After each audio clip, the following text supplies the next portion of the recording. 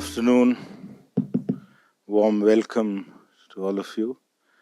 On behalf of the School of Social Sciences, I warmly welcome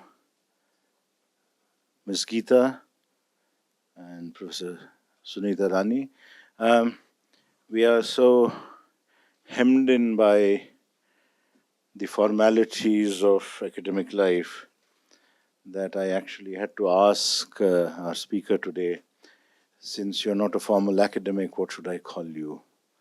And she said, call me Geetha, she said. I said, no, it's a formal occasion. I must add a prefix, a title to you. And she said, okay, call me Ms. Geetha then. And that's how we sorted out this monumentally difficult problem. But she's done me a favor, done us all a favor by coming, because last week somebody said to me, you make the same speech week after week for the Golden Jubilee lectures, saying that the School of Social Sciences for 50 years has stood for intellectual courage, this, that, honesty, bravery, and so on and so forth. And that's given university the visibility, the salience, and all that. How do you prove it? Well, I've just proved it because if we can still get Ms. Geetha to come and speak to us on a warm Friday afternoon, I think this university has hope and chances for the future. So warm welcome to you. Warm welcome, Professor Suneetha Rani, for asking us to get her. And I now request Professor Suneetha Rani to introduce the speaker and chair the session. Thank you.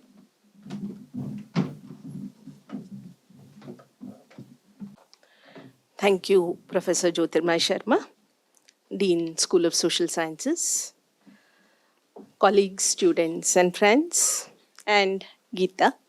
A very good afternoon and a warm welcome to this lecture series. Geetha, we call her our Geetha fondly, because there is not a day on which we do not discuss Geetha's work.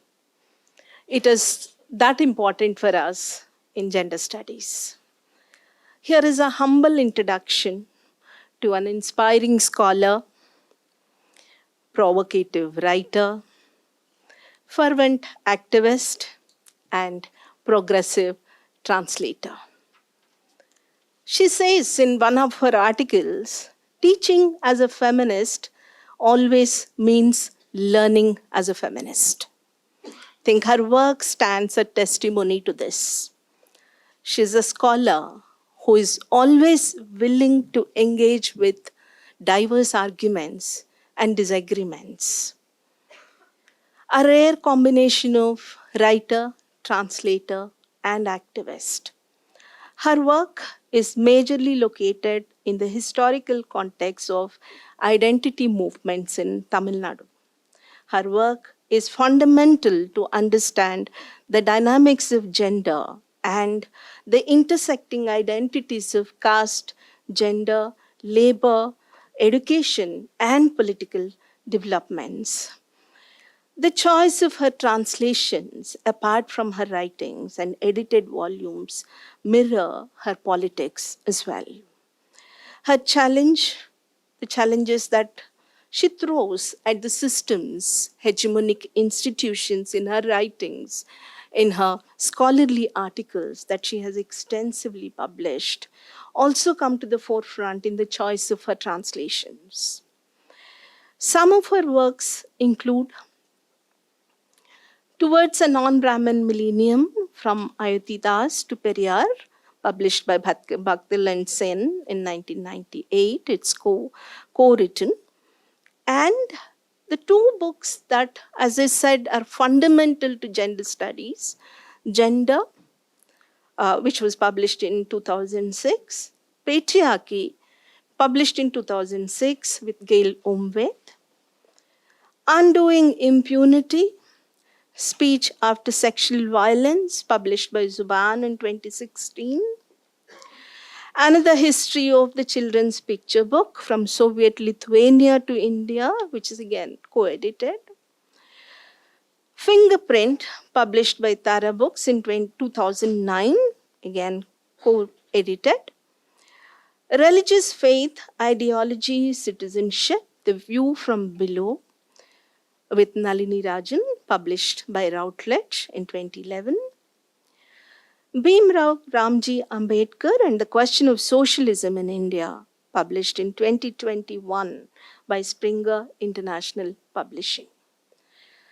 And the major translations, which are a contribution to the existing literature in English, are her translation of The Truth About Me, a Hijra life story by Revati, and two novels of Perumal Murugan, translated from Tamil into English by Geetha.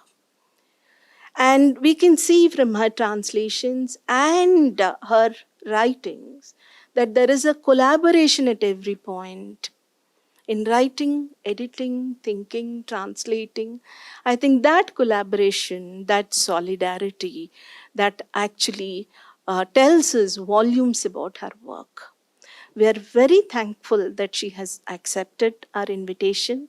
She has come back to us after our Savitribai Phule Memorial Lecture a few years ago to interact with all of us. And I'd also like to take this opportunity to thank our Dean, School of Social Sciences, Professor Jyotirmaya Sharma, once again for taking this initiative and taking this initiative successfully forward. May I now invite our Geetha to speak. Geetha.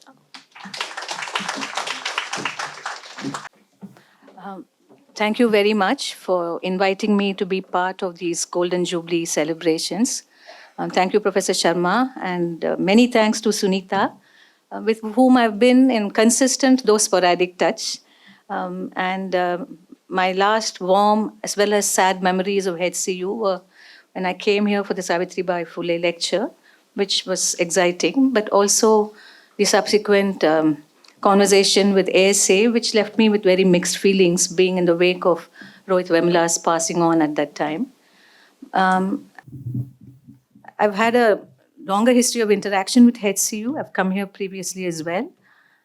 In fact, I was here when the campus had just started sort of building itself because a friend had registered for a course in the Department of Philosophy. So, and of course, I have a very long and old association with friends in Hyderabad, going back to the civil liberties days when there was a lot of cooperative work between Tamil Nadu and Andhra Pradesh, the former Andhra Pradesh. So in a sense, yes, it is always very nice to have several homes.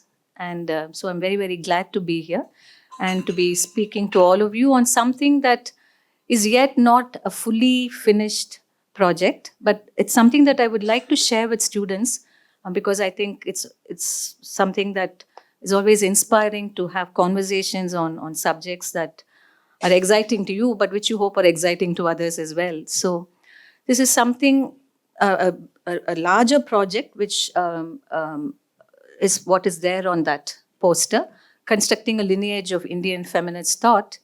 And the reason why I started to think of Indian feminisms in terms of thought is that, correct me if I'm wrong, many of you are students in women's studies and in other disciplines where perhaps you read writings on the gender and women's questions. But by and large, our tendency has been that we tend to anchor much of our conceptual readings in ideas that have come from places and locations outside India. Not that this is a problem, but it would also be very interesting for us to ask, how do ideas that emerged in the Indian context, in the post-independence context, how did this engage with global feminist expressions and articulations? What did we learn? What did we bring to these conversations? And how were these conversations generated? How did they emerge? How might we think of them, and so on? It's a very ambitious and broad project, and clearly it's not my project alone. It will necessarily be collaborative and involve voices from different contexts, but I have identified certain areas of interest, and I'm going to be talking to you about one such area, which is the title of this, Lineages of Indian Feminist Thought, Method, History and Practice. And so I will start by speaking a few words about the word lineage, which, as we all know, is a term that's a pretty fraught term for a feminist, because it locates ideas immediately within the sphere of reproduction. Women were expectedly seen as reproducers, in an intergenerational sense, also pass on culture and ideas and so on. So what would a feminist want with lineages? But I want to problematize the idea of a lineage not as something that's fixed, something that can immediately be canonized, and something that is singular, proceeding from a source. So instead, I want to talk of what I think is very important in India's caste context, the importance of acknowledging that all lineages are miscegenated, that whether we like it or not, we are hopelessly hybridized. And we may be anxious about it, but that anxiety is a measure of the truth. So in that sense, I see Indian feminist thought as well as constitutively miscegenated, a mixture of different things, and to call attention to its essentially promiscuous nature, that it has mingled and mixed and taken from several sources. And there are philosophies that we've drawn from, movements, not necessarily only the women's movements, but other movements as well, and their histories. Conversations, a very, very important part of feminist life worlds, and music. I can't think of a single feminist program without music. I wish I had enough musical skills to start with a song, but I don't. And you may not want to listen to me singing. So the rich world of music, for political music, I mean, in this land of Ghadar, I don't have to impress upon you the importance of political music and the richness of that tradition.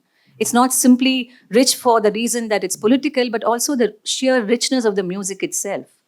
So in that sense, the musical traditions of the women's movements, performance and art, theater and literature, and also this practice of what in a very early editorial, Madhu Kishwar, now sadly not part of these conversations, and who's taken a very odd and strange position these days on many things. But she actually would sort of constantly preface her editorials with this title saying, "We shall report to each other." So replacing women's conversation, often dismissed as gossip and anecdote and idle talk, with this thing of let's be collectively responsible to each other. Let's communicate with each other. And out of that communication, thought will emerge. So it is also in that sense that I gesture towards feminist thought. So I'm going to start with the term feminism. I mean, it might seem like a gender class, but believe me, it's not. Because feminism is a term that continues to bother many of us for various reasons. So for some, it's a way of seeing, a way of thinking. But it's also a term that some of us tend to treat with disdain. It's as if it's like it references a kind of a shrill, scolding politics we don't want to be associated with. I've often been told that you sound just like a shrill feminist. So I'm sure many of us have had that experience. But then there are people who are genuinely puzzled by the term. What is it? Is it a politics? Is it a position? Is it an identity marker? What is feminism? I mean, Nivi was here and she's written this wonderful book called Seeing Like a Feminist. So what is it then? How do you see like a feminist? What lens do you wear that enables you to see like a feminist? And of course, many people are in a hurry to get past the term. Let's acknowledge it, but be done with it and move on. And this moving on takes many sort of strategic expressions. One is we immediately want to say, yes, feminism, but look, which wave is it? First, second, third? Aren't we in a post-feminist phase already? You know, there's a way in which you don't want to stay with the term, pause. There's also a way in which you also try to pluralize it before you even spend time with the term. So we sort of then list all these feminisms, Marxist, socialist, Dalit, Adivasi, queer, intersectional, and then we say feminism. But interestingly, one of the ways in which I found it used very unusually was in the writings of this amazing neo-Buddhist scholar from Maharashtra, Dhammasangini, whose PhD work was on women in the neo-Buddhist community in Maharashtra. And there she speaks of her own perspective. And she says, I won't call myself a Dalit feminist, but a feminist Ambedkarite, which I found quite fascinating. Because what she's attempting to convey is there is Ambedkarism, which is a body of political thought, a political position, and there is feminism. And these can be hyphenated identities in an interesting way. And I think putting feminism in front of Ambedkarism also complicates Ambedkarism in very fundamental ways, something we see in the work of a very, very interesting generation of scholars, particularly someone like Shailaja Peck, who's written this amazing book called The Vulgarity of Caste, which is about tamasha performers in Maharashtra. So in that sense, I think to be a feminist is also to own up to a very distinctive kind of politics. In other words, feminism is not just an adjective, it's also a noun. And it's in that sense also that I use the word thought. And so what do we mean when we say feminism is a distinctive politics? And I think this distinctive nature of feminism exists at several levels, but I'm just going to focus on two right away. One is, of course, how do we see the world, as Nivi says, seeing like a feminist. And those of you who read that book, and perhaps also another book on the same theme by Sarah Ahmed on feminism, you will see that feminism is, it seeks to understand the world in all its interconnections, and that's very important. Not just between human beings, but between human beings and nature, and within the domain of human societies, between economics, politics, culture, philosophy, and science. So it seeks to see the world in integrative terms, that these are related in very complex ways, and one cannot grant primacy to one aspect of this existence without establishing in a historical context why is this more determinate than anything else. Whether it's production, reproduction, whether it's culture, what is determinate in the last instance cannot be foretold. It has to be established through an integrative understanding of the society. So that's as far as the method is concerned. But what is the domain of knowledge that feminism seeks to make its own? And here I would sort of venture very easily to say that this is social reproduction. Feminism is interested in myriad things. But I think the core focus of feminism has always been social reproduction. And the term is not a new word. Many of us know it from Karl Marx, who used it to understand the reproduction of the relations of production, what makes for capitalism to survive, the reproduction of the workforce. And that is the context in which the term has been analyzed, described, complicated in several forums. Most recently, a very interesting set of essays edited by Titi Bhattacharya and others. But interestingly, much of this discussion is in the context of capitalism. That does women's labor produce value? Does women's labor contribute to the making of surplus? So these are the contexts in which women's reproductive role has been examined. But I want to use it in a slightly different way, and I will, of course, be coming back to it later on, is to see social reproduction not only in the context of a critique of capitalism, but to view it as a process that unfolds in the realm of family, kin, caste, community relations in all societies. This process is held in place by sexual and conjugal arrangements. In turn, these arrangements help to reproduce, and I use the word in a very specific way, in an intergenerational sense, to reproduce existing social, economic, and political relationships. So whether it's the political male militant on the road who's behind the barricade, whether it's the worker who has to turn up at the factory, whether it's the agricultural laborer who has to choicelessly go for his sugarcane cutting, his presence in these public spaces is made possible by the reproduction of his everyday by labor and other kinds of work undertaken by women in the home and elsewhere, and by a certain form of what feminists call sexual governance, which frees the man to emerge as a persona in his own right, as a worker, as a political activist, without being seen as the product of a particular regime of reproduction. So reproductive labor is essentially invisibilized labor. And feminists have written a lot about this in terms of housework, care work, in terms of how, at least in the Indian context, such care labor is also something very closely linked to caste, which we noticed during COVID when much of our care labor, I mean, we understand as care labor only the work of nurses, for example, in the context of medicine. But the work of sanitary workers is equally care labor. Because if that task was not undertaken, if those conditions of hygiene weren't produced, none of us would be here living and breathing. And just like how women's labor is occluded, the labor of sanitary workers is not seen as fundamental for the ability of a society to breathe.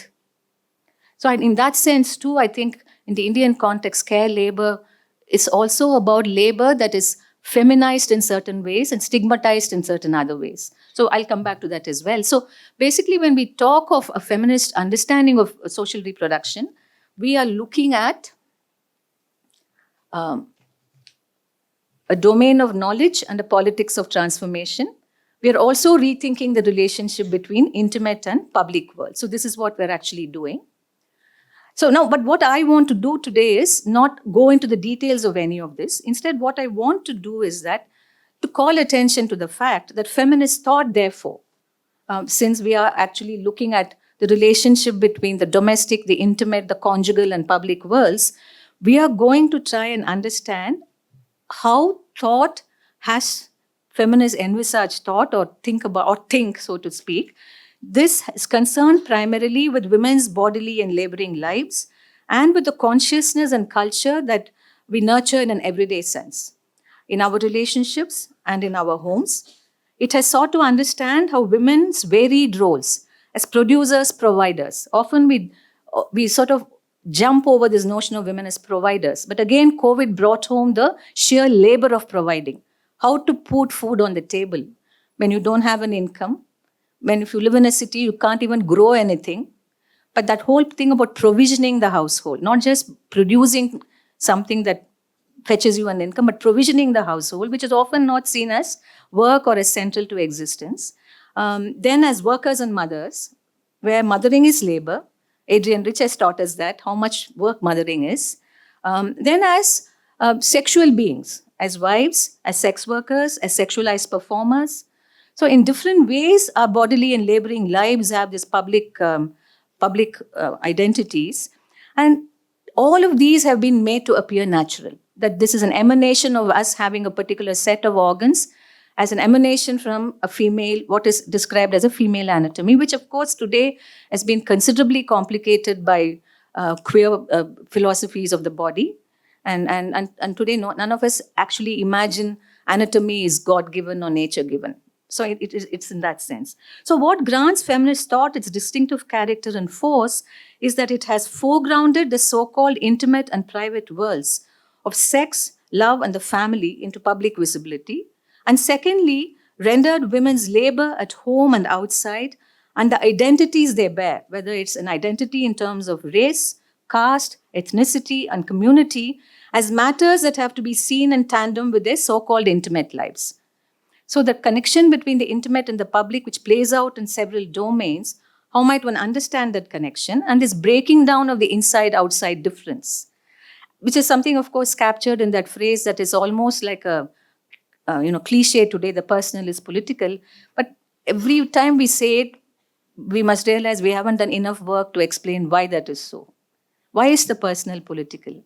Anyway, I'll come back to that again while discussing anti-caste philosophies, because that's another domain of thought where the body, which is the object of stigma, of discrimination, is also making claims on public freedoms, on public virtues of equality, on sovereignty, and so on. So the personal is political is something that has great potential to open up the world of politics, something that anti-caste movements had already done by speaking of social justice and not just political justice and economic justice. So it is in that sense also I want us to think about personal and political and how feminist thought worlds can actually speak to anti-caste thought worlds and vice versa.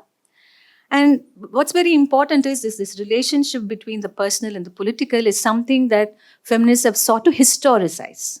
This is not, if you're against the givenness of that category, then you historicize that category.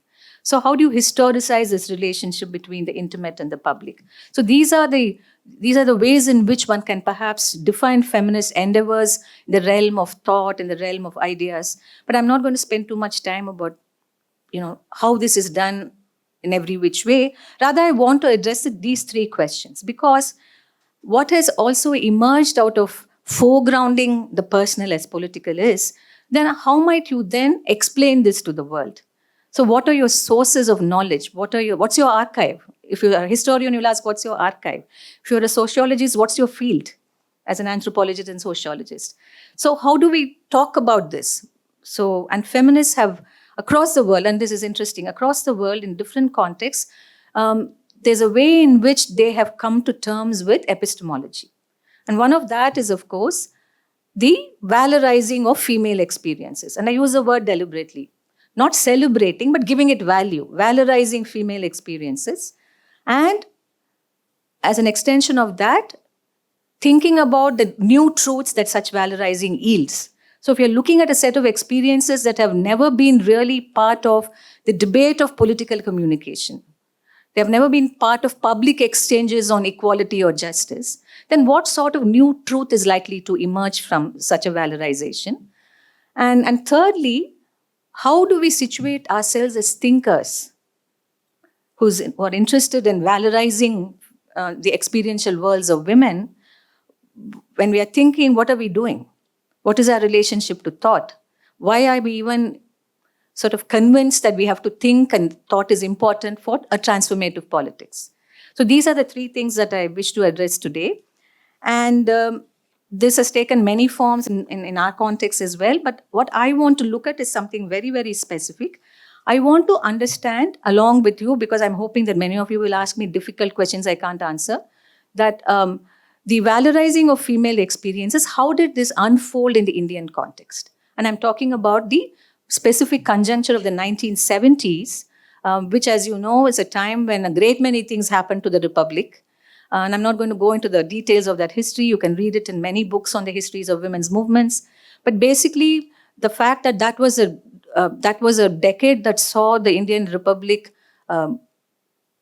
descend into emergency. It saw the economic question come unraveling in the wake of various agrarian revolts and protests, of industrial strikes across the country, in increased state repression, and equally in the flowering of various kinds of people's movements, and not just the ones that we traditionally associate with resistance politics, not just of political parties of the left, but movements that had to do with a range of problems and contradictions that were discerned as urgent and important, to do with caste, to do with women's lives, to do with the environment, to do with the peasantry. Not that India has not had a longer history of peasant resistance, it has, but also a very specific way in which the so-called farmers' movements emerged, the Kisan movements of the 1970s and after, and new kinds of left thought across the country. So this was a very interesting and exciting decade, and most historians tend to mark the emergency of 1975 as a fulcrum around which many things turned. Now, my submission is, yes, certainly that is true, but I also think that the way we all turned around that fulcrum had a lot to do with our particular geographies and histories. And again, I use the word geographies because I don't want to say regions. We are not regions of something called India. We are all very specifically landscapes and histories that, for reasons of historical contingency, were welded into a nation. But we have our own histories, we have our own geographies, all of which are linked to geographies that are adjacent to each other. So in Tamil Nadu, for example, I would be excited about my relationship to the Deccan, not the Punjab. Not that there is no relationship to the Punjab, but the long view of history, the Deccan has been consequential for Tamil Nadu, just as our relationship with Southeast Asia has been consequential. Likewise for Kerala, East Africa and West Asia would be very important. And for the Deccan, a myriad influences would be very important. It's one of the most fascinating hybrid cultures that you see in the subcontinent. So it is in that sense that I also want us to think about even the history of the women's movements. And when women came to speak of experiences that's having value, as valorizing female experiences, they all did so within very specific geographies. And therefore, there was always a way in which these conversations cannot be easily made into a template. And we have to acknowledge this difference, not immediately jump over it, but to also show how difference makes a difference. So it's also in that sense that I'm doing that. So what I'm going to start here is with someone I respect and love and think who's done a great deal for Indian feminist thought, as for many other aspects of critical thought in India, Gail Omez, who's with us no more. And I wanted to start with her understanding of women's experiences. This is what I'm going to start with. So what are women's experiences appeared germane to feminists, not just in India, but elsewhere across the world? Why did they think experience was important? And I think this was important because if you're going to be talking about matters to do with what the historian Gerda Lerner called menstruation, childbirth, feeding your child, changing nappies, being beaten up, not being able to leave a violent marriage, what is available to you by way of a language? What is available to you by way of acceptable protocols of communication? How might you speak about it? See, it's not that women have never spoken. Of course they have, as we know from women writing in India. Women have spoken across the centuries. They have left behind legacies of what they have said. It's there in oral history. It's there in public memory. But it is always speech that is accompanied by a caveat. It's always guileful speech. It's always irony. It's always satire. And always within certain accepted registers, right? And what are these registers? These are of devotion, the entire Bhakti tradition, we know, of devotion, of renunciation equally. If you look at the Teri Gatha, for example, what is the condition of speech for the bhikkhunis? You have to renounce the status of being a outsider, of a householder. And then speech becomes possible in a fascinating way. The bhikkhunis offer the first critique of domestic violence, saying that I'm so glad to leave the world of pestle and mortar and irritating husbands behind.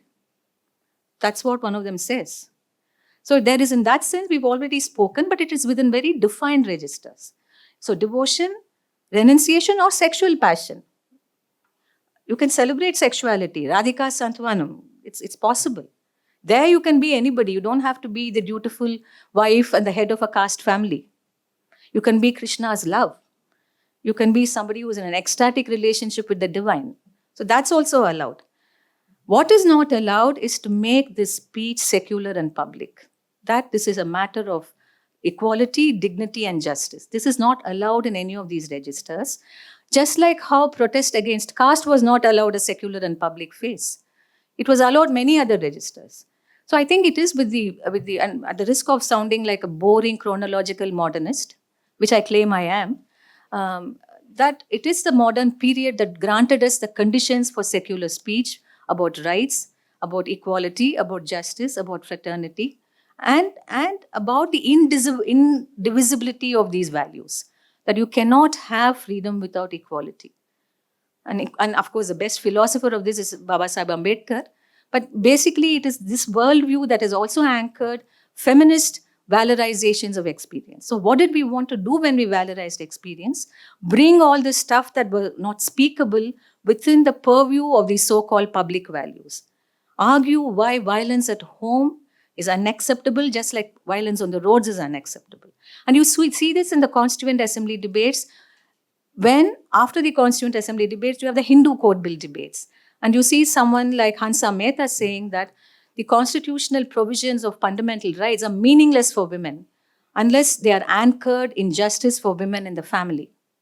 She actually says that. And Ambedkar, of course, emerges as this philosopher prophet of why is something like the Hindu Code Bill important in a caste, gender divided society. So therefore you see that moment at that time as well. But these are the reasons why women have sort of wanted to valorize experience and put it into a public register that is sort of emerged in the modern moment. So I want to look at how this happened in Maharashtra. And you will see why I've chosen Maharashtra as we go along. And I'm looking at the work of Gail Omveth here, who came to India. Again, it's a very fascinating life story. I won't have time to go into it. But she came to India initially as a student hippie in the 1960s. But she returned to work on Mahatma Phule and the Satyashodak movement. And she produced this absolutely pioneering text for readers in English, at least, Cultural Revolt in a Colonial Society. And I think that's an important founding text for feminism also.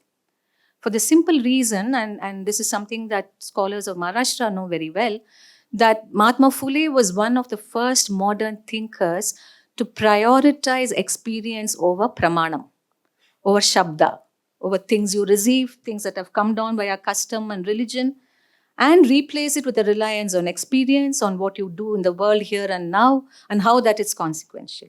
So for us, he's a theorist who will obviously help us think about the philosophical and political implications of female experiences. And I think Gail was the one that put that out first in a critical context. And she does that in very, very fascinating ways. That's Gail at a women's meeting, 1980. It's a beautiful picture.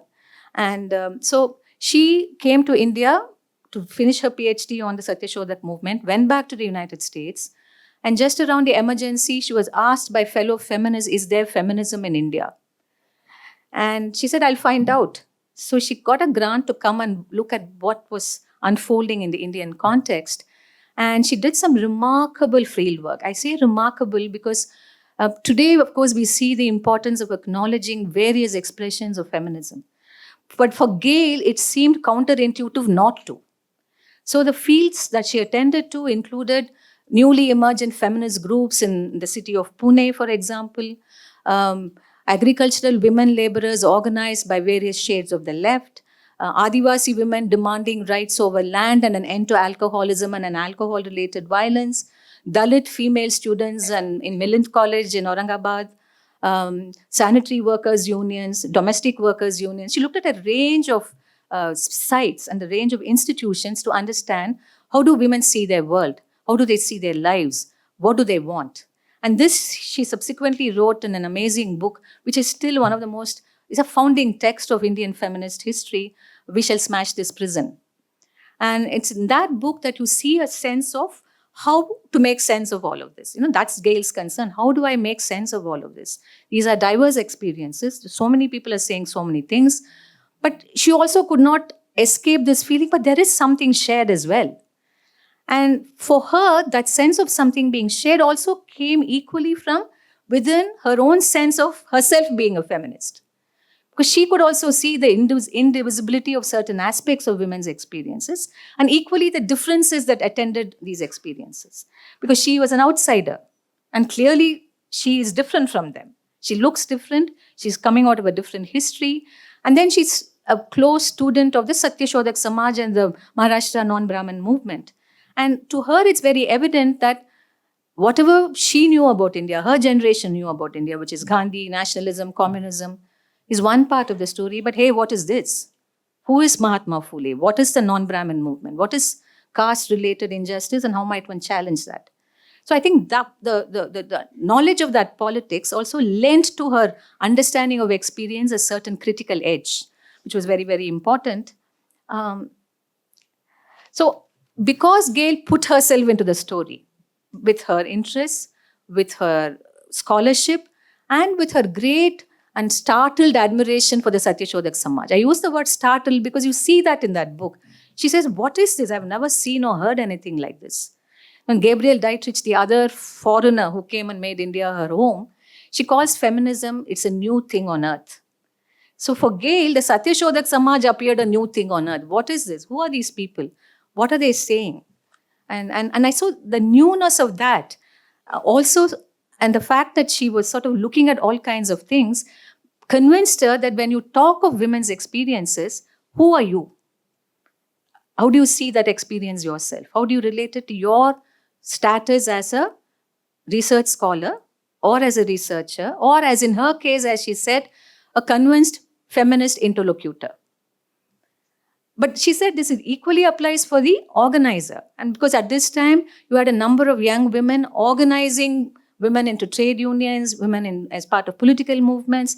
Deepa Dhanraj has these fantastic early films on women being organized in the Nippani beedi industry, women, domestic workers being organized by middle-class trade unionists in Pune city. So there is also the middle-class organizer who's organizing, right? And Gail felt that the available protocols of thinking about organizing, which is the standard left protocol of the intellectual, of the conscious element who goes and then politicizes the worker community, was not adequate for her to think about what an organizer ought to be doing with women's experiences. And which is why she felt that many of us have to deeply unlearn before we learn anything. Because we simply have no sense of what these experiences are all about. We imagine we do, even if we have sufficiently critical theoretical tools, which of course feminists had developed by then, they simply are not adequate unless you actually put those tools out in the field, listen to what women are saying, put in your own 2-bit worth of wisdom, and then in that mix of arguments and dialogue and fighting and acrimony emerges something that you can call feminist thought. There's that dialogue, there is that process, there's that anger, there is that wanting to catch somebody by the throat and shake them. And I'm sure the people we interview feel that about us as much as we feel about them. In fact, they perhaps feel it even more. So it is in this very complex, messy, dialogic situation that he felt one could think of feminist thought even, which is why I think she never put herself out of it. So asking a leading question, which is what she was doing, elicits responses that women might otherwise not make. So if you're not going to ask them about, do you like sex, they're never going to say anything about their lives, love lives, right? And who would ask that question, do you like sex? Only somebody who thinks that it has become so overdetermined as a conjugal duty that women have no understanding of the role of physical pleasure in cementing human relationships. It's only a feminist conviction that let you do that, right? So you have to pose that question. So therefore, for her, the researcher doesn't, and she also makes it very clear, look, I'm not talking about mere participant observation. And she makes that point. And students of anthropology and sociology know that this is a term that you encounter again and again in your text. She said, I'm not saying this is that of a participant observer. It's also that I have a politics that I want to put, I'm not that it should make me partisan, but it is what creates the conditions for dialogue. If you're a mere participant observer, you can't create the conditions for dialogue. So that's what she means. And then she says, this is what I found out. You know, this what she puts into that second paragraph there. She said, this is what then women actually told me over a long period of time. In Aurangabad, in Pune, in Nashik, in Shada, in different parts of Maharashtra. This is what women told me. Not exactly in the same way, but these were many things that I heard when I was there. So this is something that you hear from Gail. So for Gail, it was very clear there is no such thing as female experience with capital F, capital A. There are female experiences, but which have a certain sort of shared quality, which is that women are concerned about things that no one else is concerned about, which is about housework, which is about sexual life, which is about children, which is about care and nurture. And the fact that if they were to do any of this differently, if they were to love somebody other than their lawfully wedded husbands, that's disastrous.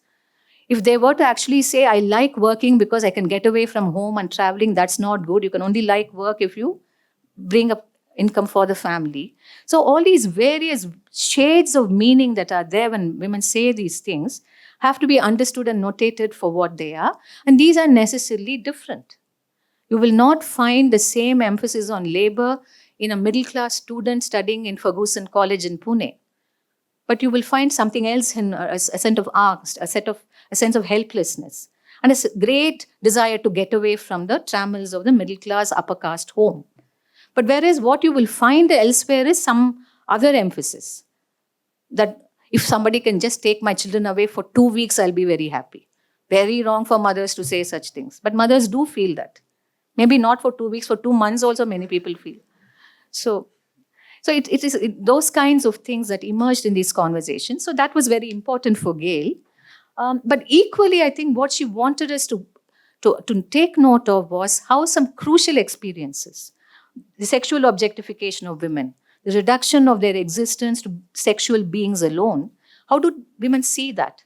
So in the first conference of Indian women's groups that was held in Bombay in 1980, Nilima Datta read a paper on prostitution, as it was called then, and that's what she says on the left.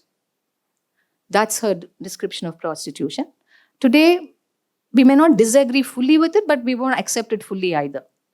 But in any case, that was 1980, a good 43 years ago.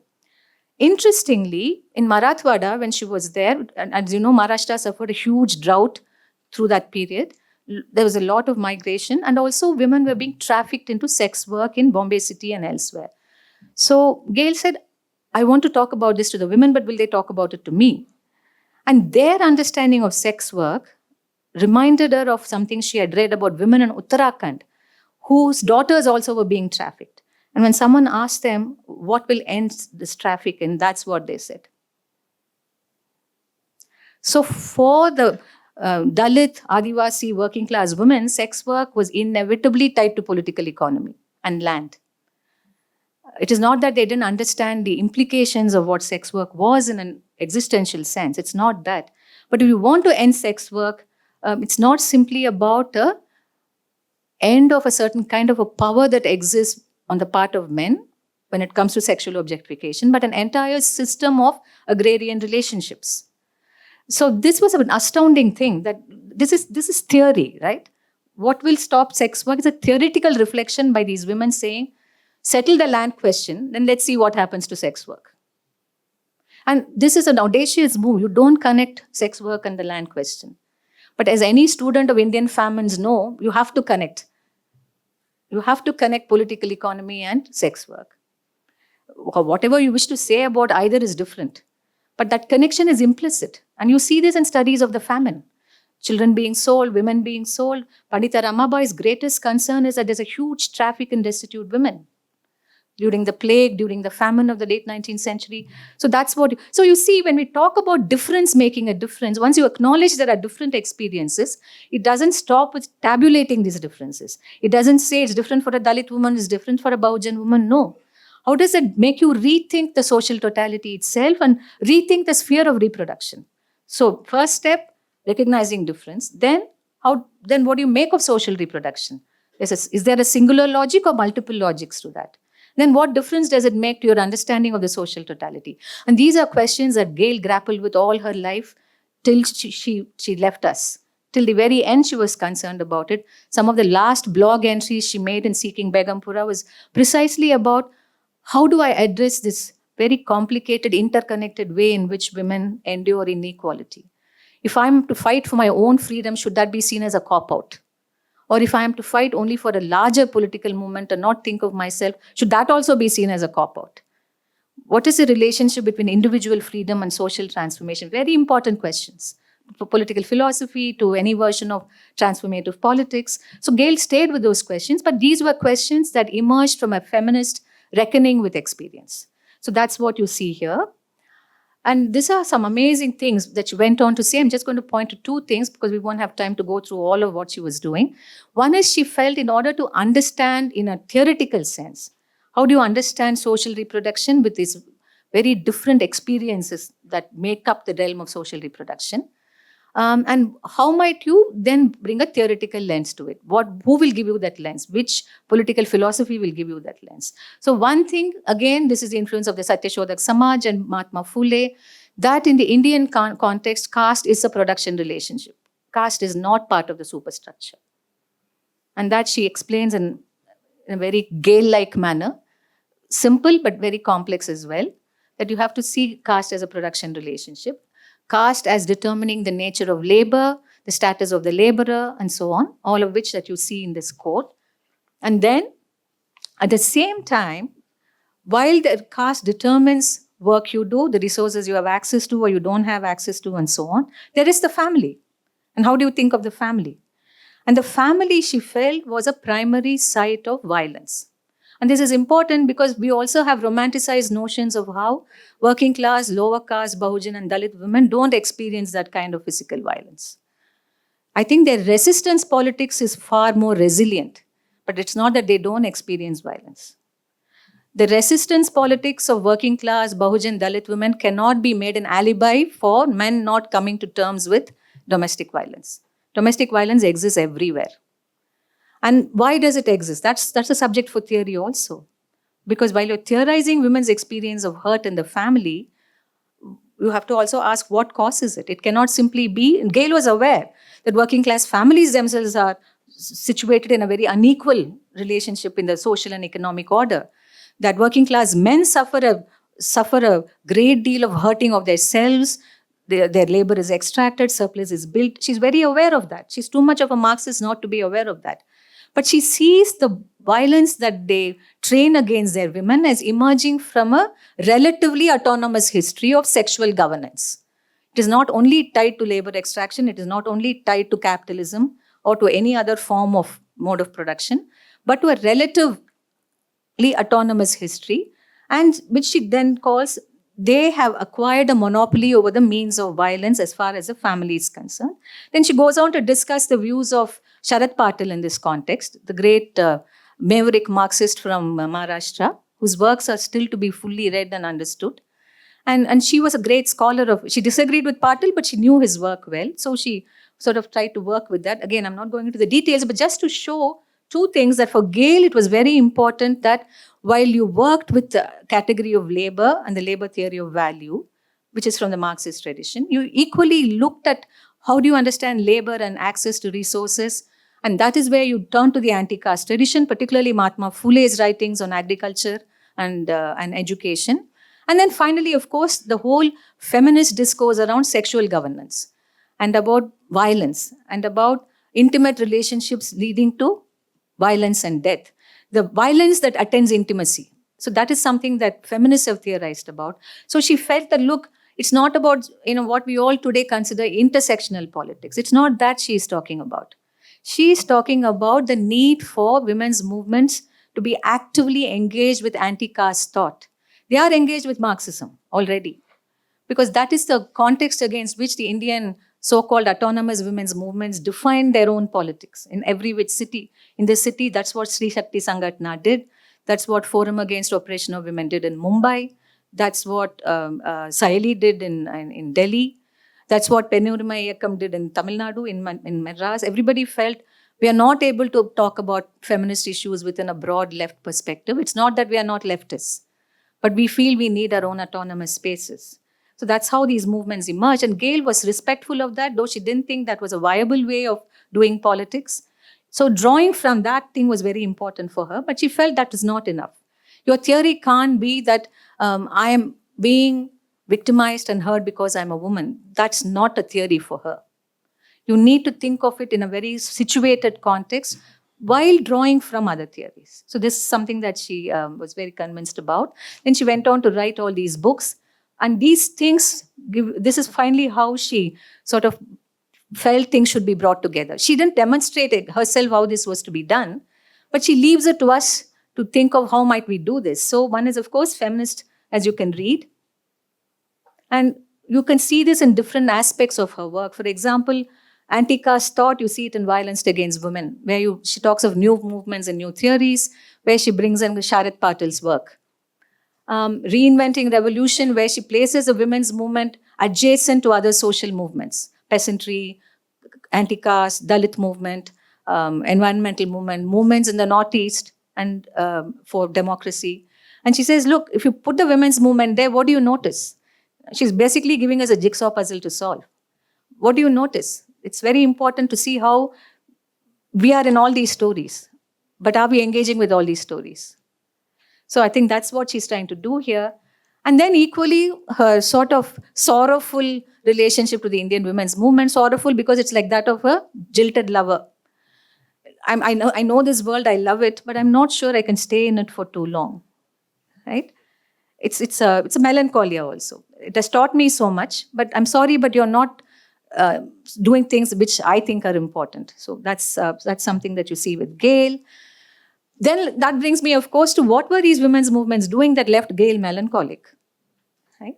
And I think what was important is that, and here is what I'd like to sort of come to the autonomous women's groups and their understanding of experience, which I call an embodied knowledge. So basically, there was a sense that women were beleaguered as women because they are the objects of sexual violence in every which case, whatever caste, class you belong to. And as you can see, people are, the feminists of that time were aware that these things unfold in different contexts. It's not that it's a simplistic understanding, but at the same time, while the question is asked, isn't there a lot in common in slogans raised between University Women's Morcha against eve teasing and what Andhra Dalit women are saying about rape? Rhetorically, that's powerful, but conceptually, it leads you nowhere, right? It's a powerful statement, yes. Women are being assaulted, Dalit women are being assaulted, middle-class girls are being harassed. Then, the question is, then how do we understand that question? But the knowledge that the autonomous women's groups sought to put forth was grounded not so much in establishing the very complex coordinates to this violence, that this is happening, that is happening, how might we join the dots, but in saying we are all sexually vulnerable. Our bodies are really fraught wherever we are. And it is that knowledge that should be in the forefront of theorizing about women's lack of rights, about inequality and so on. So it's the embodied knowledge that you see. And again, I love this. I wanted just to put this up because just you also see there's a struggle with thought here, because there's a tendency now to look back and say things about the women's movement without seeing it also as something that was tentative, that was emergent, that didn't have the answers. In retrospect, it seems everything is a finished opinion. But even Karl Marx's ideas were not finished opinions. He didn't complete Capital on his own. It was completed by Engels. We know this history of thought making. So likewise with feminism, you see these are questions, but nobody has any clear answers yet. But there's also this unease that we can't talk about ourselves. We have to take on board women who are not like us. We might be writing in English, but we can't not take on board women who don't speak English. So there is unease, there is misunderstanding, there's confusion. But it is out of this, a tidy principle is evoked, which is that we're all born with these bodies. These bodies are the sites of violence. So any knowledge about inequality has to emerge from our bodily experiences. So this whole invocation of shared sisterhood was in the name of a shared sexual vulnerability. That is not untrue, but that is not enough. Right? So that's something that you see here. So what did this result in then? It's not that it was inconsequential, that knowledge about embodied knowledge was not inconsequential. So it led to legal campaigns, basically saying that you have to treat the hurt suffered by women as a culpable crime under the IPC. It is not something that affectionate husbands do to affectionate wives because one day they got angry. And this is important because when the 498A was amended, for at least 3-4 years, policemen would say, what are you saying? Why should I register a case? Why man beating a husband is no new thing under the sun. Exactly. It's not a new thing under the sun. But it has to, untouchability was not a new thing under the sun, but we legislated against it. So this whole thing of recognizing bodily hurt as culpable crime. So that was possible because of that knowledge. At the same time, that women who suffer this kind of abuse, today we use the language of counseling to talk about it, of psychiatric counseling, of depression to talk about it. But in the 80s, the language was very different. It was care. It was nurture, holding somebody's hand, looking after their children, finding them a job, taking them to the police thana for the 26th time, and then come back saying they will not register FIR. So it is all of that work. And then discussions about why is it like this and so on. Now, do these things add up into an understanding and argument about why are women unequal? They don't. But they produce a knowledge which then can be made into a conceptual argument. But how is one to do it? And Gale, again, I think, offered the way to that, which is basically look at anti-caste thought. There is something there. In other words, she was saying, don't look in the obvious places. Look at your own history. Look at what people are saying about bodily suffering in India. Unless you link the kind of violence that women face in the family to the constitutive violence of what Baba Saheb called the Hindu social order, which is a constitutively violent order, as he says. I mean, amazingly powerful expressions, while lawlessness is lawful, as he says in volume 5, why lawlessness is lawful. How, in spite of having a law in colonial India, you can continue to break the law. What is the sanction provided by custom which overrides the punitive regulations defined in law? What is that? And we are still with that question today, and that gap is widening. The sanction provided to custom has become a glorification of custom. Custom is truth. We don't need post-truth. As somebody said yesterday, Hindutva politics is post-truth always and already. Why? Because custom cannot be questioned. Because custom is sacerdotal. Custom is, from the mouth of God. So it is in that sense also that one has to see, you cannot address the kind of violence in the Indian context unless you also relate it to the entire punitive culture of the caste order. It is not that causes this in a straightforward way, but that there is a very fundamental relationship between the specific kinds of violence that women face and the more general punitive violence of the Hindu social order. And how do you do that? How do you theorize that? So that is the new knowledge we wish to produce. Did we produce it in halfway houses here, there? But where is our conceptual worldview? How do we make sense of it?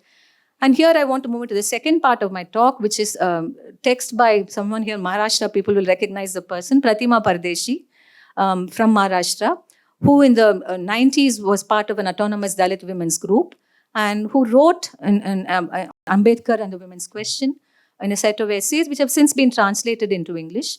by the Savitribai Phule Women's Studies Center in Pune. And recently they were published in the leaflet. I think 2022 they were published in the leaflet. So Pratima Pardeshi is important for several reasons. One, because Sharmila Rege, the sociologist and women's studies scholar, would draw on her work and present it to a wider English audience and say, this conceptual set of texts is important for us to understand why Dalit women talk differently, and to define what she would call a Dalit feminist standpoint. These are the texts that she draws from Pratima's work. And Pratima herself is a very interesting thinker. Pramod, you can correct me if I'm wrong, but she was a product of not just the Neo-Buddhist tradition in Maharashtra, but equally of an astounding intellectual initiative called the Nana Patil Academy, which sought to bring together Phule, Marx, Ambedkar, and Sharad Patil's writings, which is a very active space, which has led to a sort of politicization, a very critical and complex politicization of young people across Maharashtra to this day. So, and Pratima was part of those deliberations. She was part of those, which is very important because rarely do we have women as part of thought conclaves. We are always foot soldiers. We'll make tea, we'll carry guns, but we'll never think. But this is in the classic anti-caste tradition that women must and should think. Savitribai Phule must be a teacher. Women can and should think. So the thinking element which you see in Pratima's work, and those who have read Ambedkar, this is no surprise. But I think what was important about Pratima's writing of that text in the time she did was, she made it clear Ambedkar is a theorist of social reproduction. You have to see him as such. And she uses a term made famous by Veena Das, women are the gateway to the caste system. But Veena Das, it remains an explanatory category. Here, it is elevated to a transformative political category. If you see that women are the gateways to the caste system, then how can feminists not fight caste? There is no choice. Fighting patriarchy is fighting caste. Not that they are one and the same, but you cannot do the one without the other. And that was exactly the burden of what Pratima wanted to convey, because these were very interesting years when a lot was being debated about women's emancipation in Maharashtra especially, and elsewhere too. But also the women's movement's positions, the ones that I outlined earlier, were being criticized. You see these in all these exchanges in the pages of the EPW through the 90s. You see this in Sociological Bulletin, in almost every semi-academic or academic context. You see it, and in the public sphere.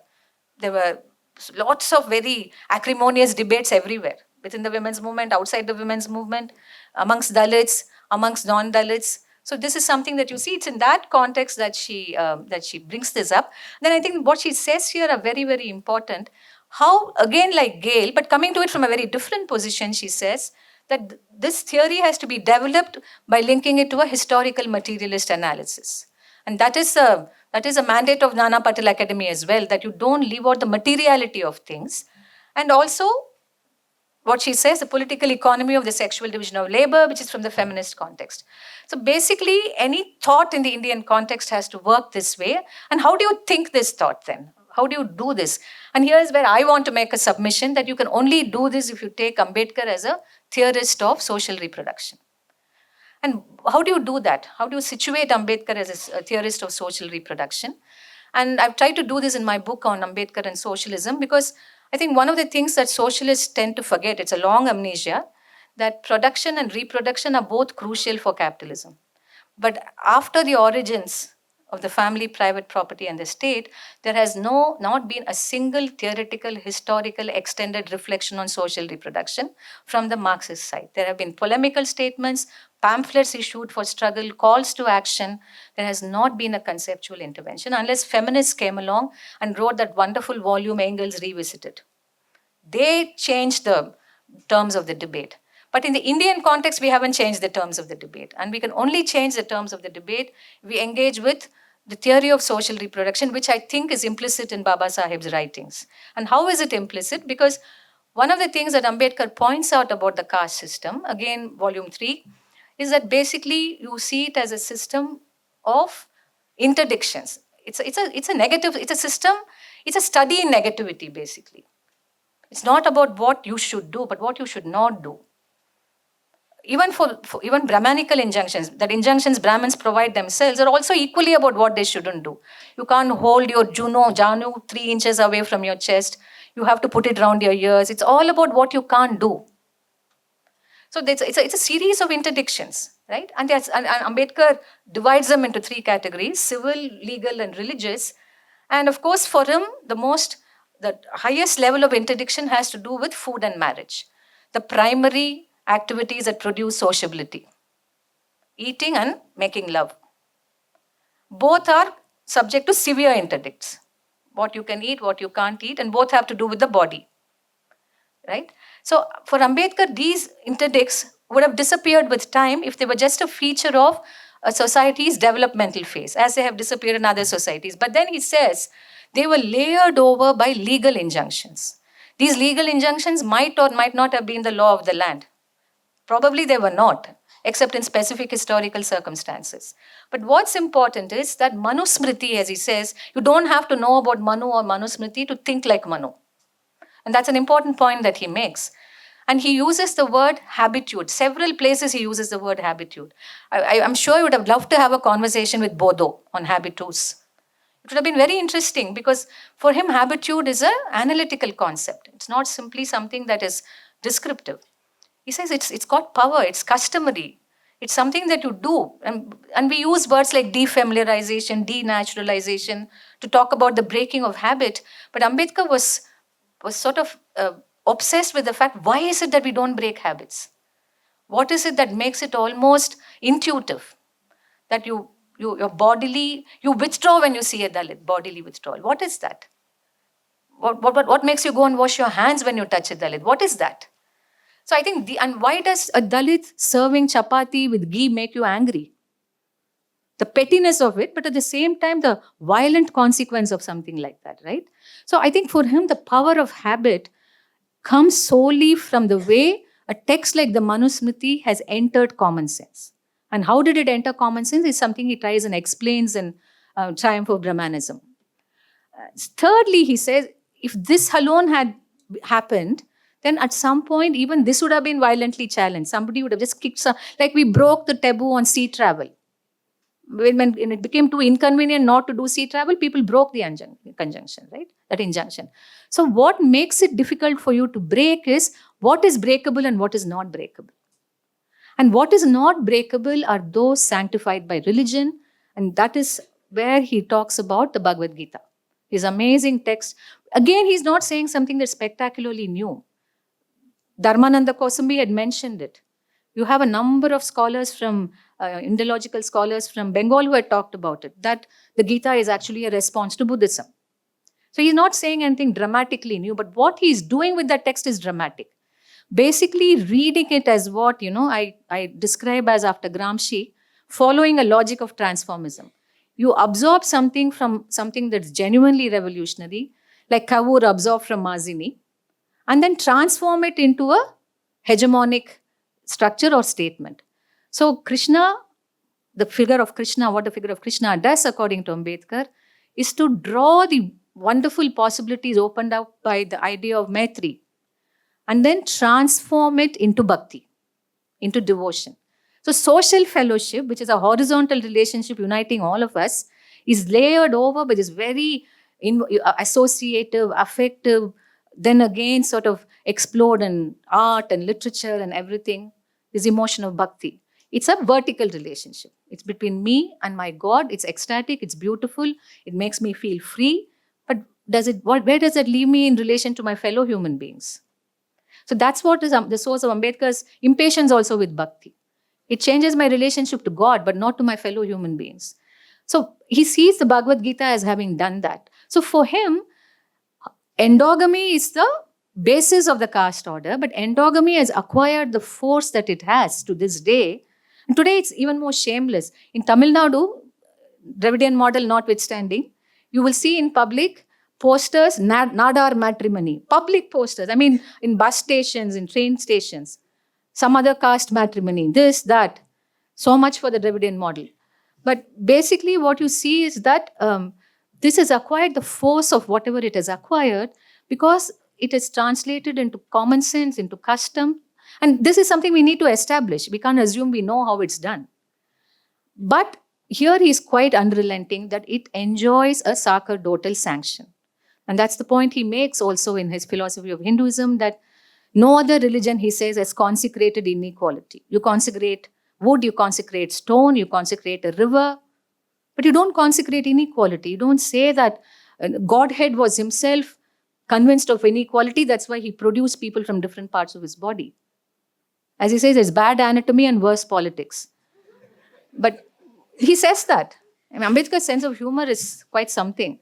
But whatever it is, the point is this, that unless you see these things together, you can't explain what Gale and even feminists were trying to grasp, this familiar logic into which I am caught. I'm seen as my only future is that of a reproducer of the caste family. I can't unburden myself of that unless I also unburden myself of caste. Because they're so logically and organically linked. There is no way I can do this on my own terms. I can do it in a neoliberal sense by fighting for my individual empowerment, by building a virtual community for myself on space where I don't have to live with embodied caste beings. I can do that perhaps, but in a real situation, how am I going to do that? So I think that theory of social reproduction comes from Ambedkar for us, and it's very important. The last part of my thing is that basically, this is something that we need to think seriously about. It's also about, why should I think this? I mean, not thinking is also very nice. No?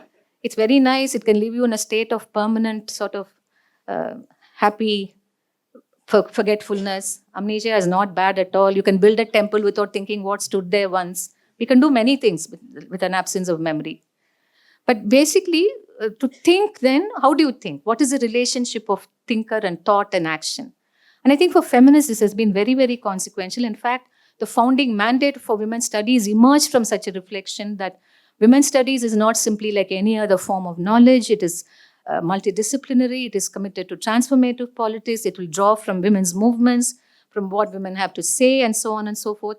And this is actually one of the founding statements, Veena Mazumdar herself, who was also part of the Committee on the Status of Women. This is what she says. And she talks of how humble she felt when she went on that trip to collect data for the Center for the Committee on the Status of Women, that everything she knew was wrong. And this is important. Now, we don't say this. Intellectuals don't like to ever admit that they have been wrong. It's always that somebody else's fault. No, seriously, it's built into our disciplinary frameworks. We always say, I might have misread that. I might have overread that. Or as Althusser brilliantly and wrongly said, it's a founded oversight. How can it be both founded and an oversight? But it's also that whole thing of not wanting to be reflexive and learning from situations and contexts which are alien to you. And I think you see Veena Mazumdar saying how important it was for her and her generation to do that. Reflecting on women's studies, she said this at the beginning. So it's been a founding principle of women's studies. And this morning's conversation with scholars also showed me how each one of those research questions is about something that bothers them. Personally, politically, something about their families, their histories, their neighborhoods. And this is not simply in this campus. Serious women's studies scholars are very, very concerned about, why am I the way I am? And I want to know this. And I can't know this by just extrapolating arguments from the larger world alone, but also by looking at my own situation, not in this typical manner that American academia trains you for, which is basically this confessional mode. I'm bad, but I'll still come and study you. I shouldn't be doing this. I'm privileged. I shouldn't be spending all this money, but I will still come and study you. And that's the model that is becoming hegemonic in the social sciences. This kind of creating epistemological alibis. We can't hide under those alibis. There are differences, there are hierarchies. How do we try and create a democratic culture of coexistence? We'll never get there, that's different, but that's far more honest to admit. And that's what women's studies wanted to do, understand and do. Whether we do it all the time, we don't know. But certainly it is not for want of not thinking about it. So the relationship between the thinker and thought is always reflexive, always dialogic, and the recognition of the fact women who are not like you bring with them a wealth of knowledge. They are not there for you to study alone. They are there for you to reflect on yourself And B, also to acknowledge that there are other life worlds which cannot be encompassed within what you know. And that's something, this is not valorizing field experience. This is like an acknowledgement of your limitations. And that's something very, very important that you see.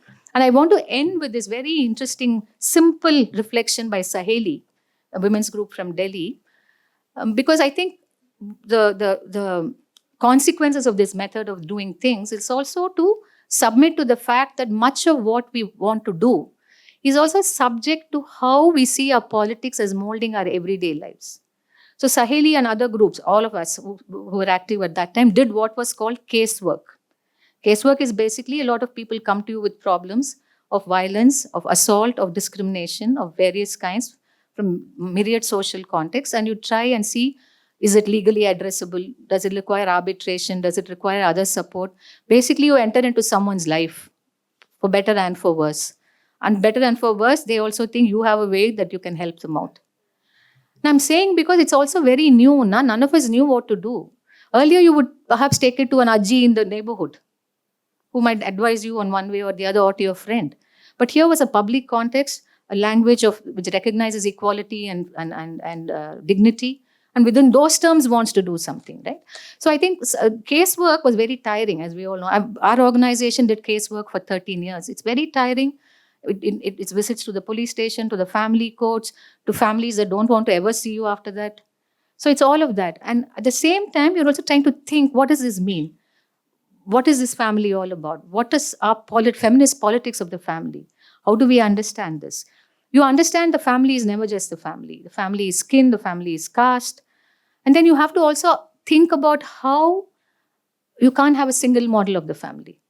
And that a lot of, yesterday I listened to a very interesting paper at a seminar in Pune, where a woman from a salt makers community spoke. And she spoke of how kin and caste networks, women hold on to them not because they think they are great, because that they are meshed with labor relationships. You work as a family, you work as a kinship group. Childcare is shared. It's convenient, it's functional, it's effective all at once. So it's not that women don't understand that the family is horrible sometimes or most of the time, but then this entire field of sociability, what will replace it? Of family, kinship and caste. Which is why I think, the strategy of conversion or the strategy of other new life world, like the Periyar self-respect movement proposed, that we will create this life world amongst ourselves. We will all marry the self-respect way, even if it's illegal. And that's what they did. Thousands of marriages were done, which were all illegal, which were only legitimized in the 1960s. We will all leave behind property and progeny to our brothers and sisters, and we will come. And you do have, in whatever diminished a manner today, a regular, what we call a Dravidar Kazhagam subculture. Families united through intercaste marriages, through friendships, through communities that have emerged in the public sphere. It's not all that idealistic, but I'm just saying the possibilities, and it did exist in a much, much more expanded form once. An anti-caste utopian kind of a invocation. So, but if you don't have any of that, family, kinship and caste become very important. So which is why, again, the centrality of anti-caste thought. While, of course, the communists have also talked about communes, the communes appear, even in the Indian context, as romantic reconstructions of the couple as the unit, of the romantic couple along with their friends. And the stories about communes, Anya Lumba's book, some of you might have read it, is also because you have those tight intimacies and equally tight jealousies. But it doesn't therefore transcend the realm of emotion, it doesn't really engage with the structure of relationships. Whereas I think anti-caste thought was interested in, as Gail says, seeking Begumpura in a certain way. How do you imagine this other world which is both intimate and social and so on? And Saheli points to the problem. How can you even imagine it when the everyday life takes over in such a way? How do you do it? You're constantly filing this FIR, doing that. And I'm sure in Andhra you'll appreciate the relationship between the civil rights movement and the Andhra left. Because much of this was everyday work. And then there is this grand theoretical model of revolution. What is the relationship? And how might one think about this? It's a very fraught question. It's not an easy question to address. But for feminists also, it's been a fraught question. But it's a question we've allowed to live, not brushed it away under the carpet. And because it's allowed to live, a new generation will always look for answers in different places. And so I've just tried to signpost some of those places that where we can go and revisit or take ahead and so on. So for me, when I talk of lineages of feminist thought, it's about thought that engages with feminist principles of knowledge, drawn from experience, thinking these new truths, thinking of their consequential value, and also about how we then work with these truths. Why should we even work with these truths? These are things that have concerned feminists across the world. And sadly enough, in the West at least, these have become matters of only epistemological concern. You will have ream after ream after ream devoted to arguments against scientific rationality. Ream after ream after ream celebrating subjectivity, of dream time, of the unconscious, all of which fascinating. But at the same time, many of our reflections in India have emerged out of thought, practice, and the demands of the present. So even the conditions of thought we need to differentiate for our context. And thought, of course, does not emerge from the head of the thinker alone. We all know that. So it is always historical, dialogic in the context of many things, including the thinker thinking. So this is a sort of broad thing that I wish to work with. And I'm trying to rope in lots of people to do this work. Because I think we need to also think of, in today's context, if we want to have a more civil, courteous, and just existence, we have to also work with a template, whereas sadly that Madhu Kishwar in her previous avatar said that we should speak to each other.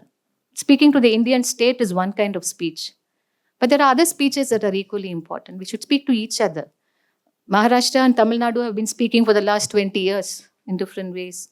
Andhra and Tamil Nadu have been speaking in other ways, but these speeches are not considered consequential. But they're as consequential as what Delhi tells us and what we tell Delhi. So I'll end on that note.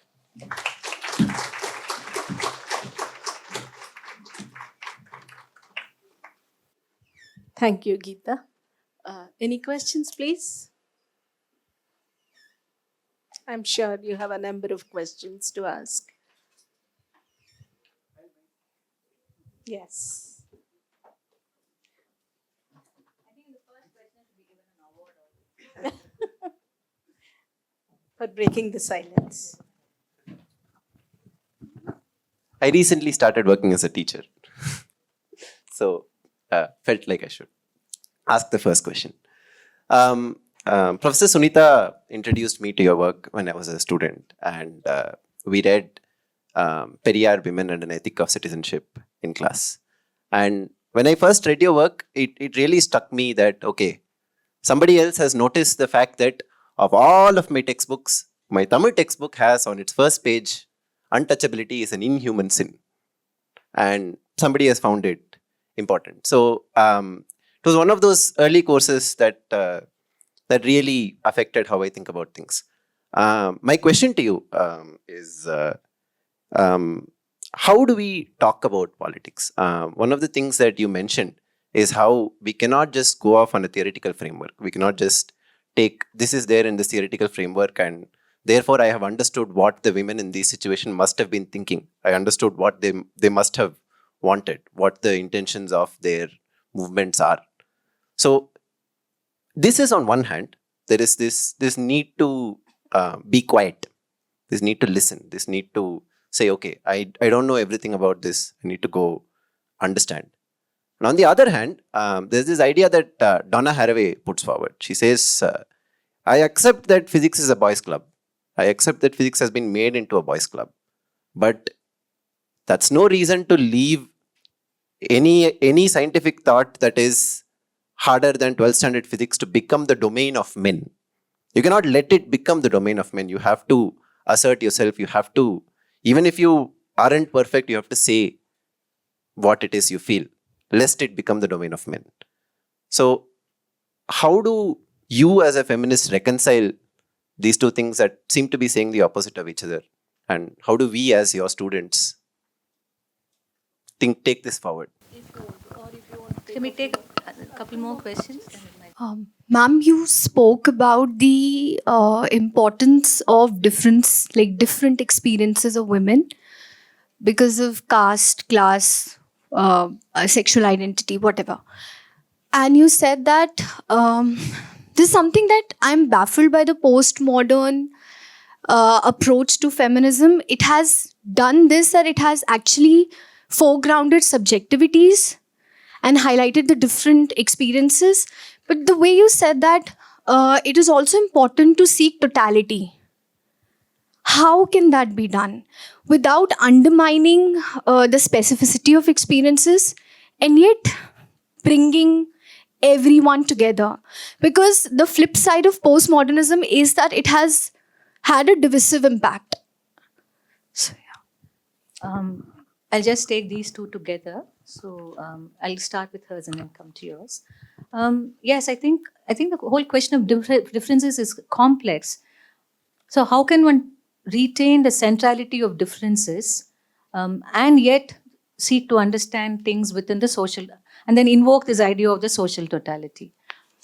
Because I think we all live and operate in time, right? We occupy a particular location in a particular context, live through time, through different historical situations. So at any given moment in time, you're responding to something that's very specific. You're also trying to understand where does this come from, what is the root cause, how might I address the contingent issue as well as the root cause. These are our concerns. In some ways, that's what you're also asking, basically, right? So I think, of course, we will react in time. We must react in time. We can't wait until time passes to react. So say someone like Pratima Pardeshi, when she talks about the importance of recognizing the Hindu caste order as foundationally unequal, and women's inequality can never be understood if you don't see how they contribute to this inequality through the caste being implicated in the caste system. But certainly she's not going to wait till caste is overthrown to do her everyday politics. So she says you therefore have immediate goals. You also constantly work towards a long-term goal of overturning and annihilating the caste order. So how do you do that? And this is something that Ambedkar was also sort of beset with all his life. His goal was to annihilate the caste order, but if it meant that you fight for water rights, you fight for water rights, like with the Mahat Satyagraha.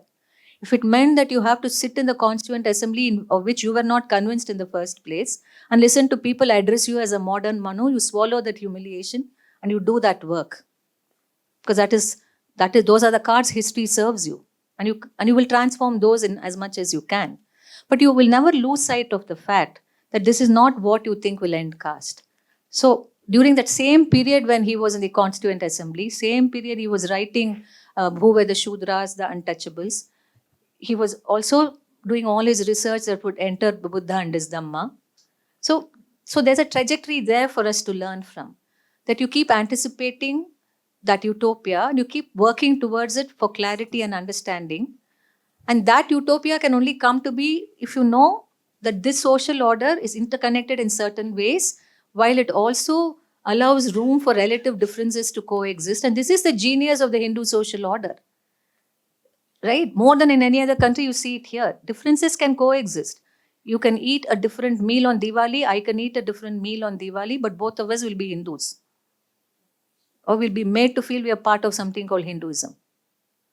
Differences are there, but the order is insisting on its own totality all the time. So you need to understand that. Where is it connected? Where are its breaking points? What is the weakest link in that chain, right? And we have attempted. It's not that we all grasp it fully. So, recognizing differences is not to valorize differences for the sake of something being different. If a Dalit woman has to endure a certain kind of sexual humiliation within her context, that comes from, as Pratima Pardeshi would say, it's not simply because she's poor and working class, but also centuries of the Dharma Shastras have said that you can have access to the bodies of Atishudras, their laboring bodies and their sexualized bodies. So it's habit and force and custom. So that's a difference. Likewise, the same Dharma Shastras have said that you don't leave your husband whatever he does.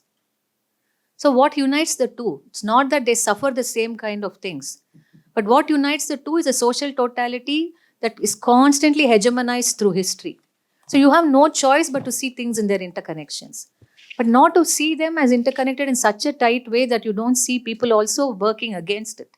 So that brings me to what you said, because of course we need to listen and heed, but we're also like that's why Gail is interesting. You're also thinking along. You're not going to wait for something that somebody finishes saying. You're saying, no, but that's not it. That's how we talk. No, have you thought of this? Has it occurred to you? But we do it in a spirit where we don't think that we have all the answers, but that sometimes we may even be asking stupid questions. But how do you risk that knowledge exercise? And that risk taking we do because we also want to sort of have this sense that we need to have this knowledge with us and make it our own. But what is that knowledge? That's the question that you are. How shall we do it? Where do we learn from? If you want to ask me a personal question, I have really learned it from anti-caste thought. The grace with which it has been done. In all, I use the word grace deliberately because it is about something that everybody saw as enduring, has been around for so many centuries or whatever. But it's also something that everybody felt was intolerable and cannot be tolerated, knowing fully well you can't end it tomorrow. So, but you hold that position with intellectual grace. You constantly, so when Phule invokes Bali Raja is a mythical figure, but for him, Bali Raja is the prophet, Bali Raja is Jesus. So Bali Raja is also a historical personality. You know, he is, if you like, in some ways, Gramsci is modern Prince. So it is in that sense that you connect the particularity of something you can learn from, and then also envisage something that has to be tolerable for all of us.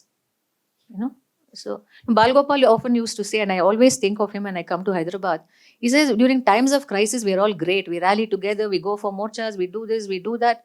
But when it comes to regular so-called civil time, we don't know how to live together. And why is that so? Because caste impedes, other things we haven't resolved impede us. So crisis action is one thing, listening specifically is one thing, but to develop that sense of a world that is tolerable, which is a lifelong activity.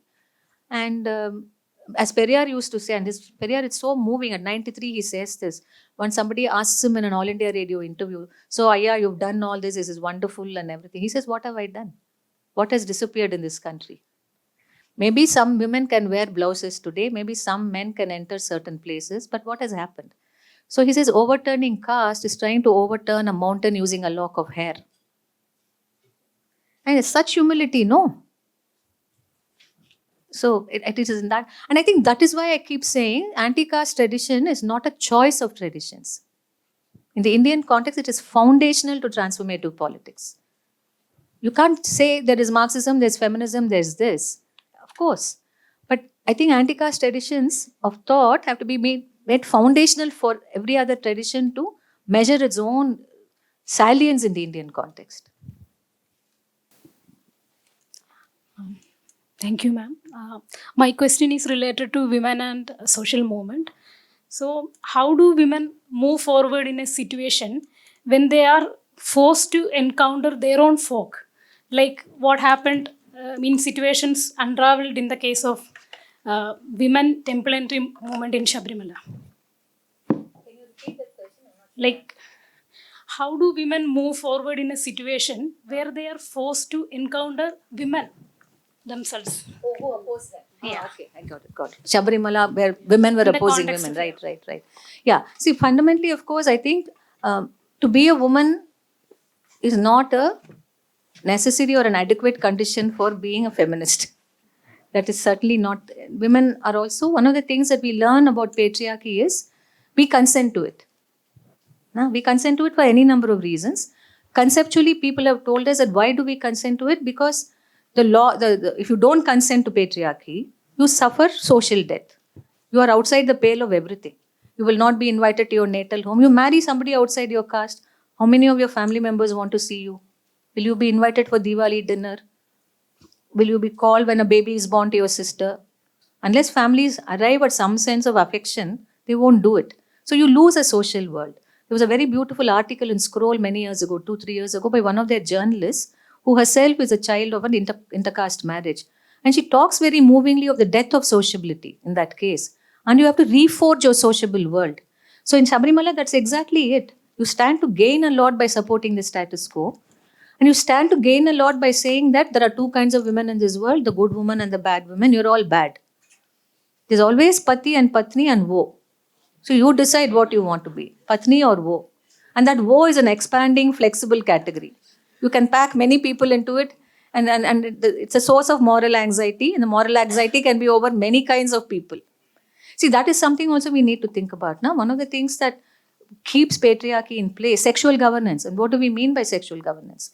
Inappropriate and appropriate sexual behavior.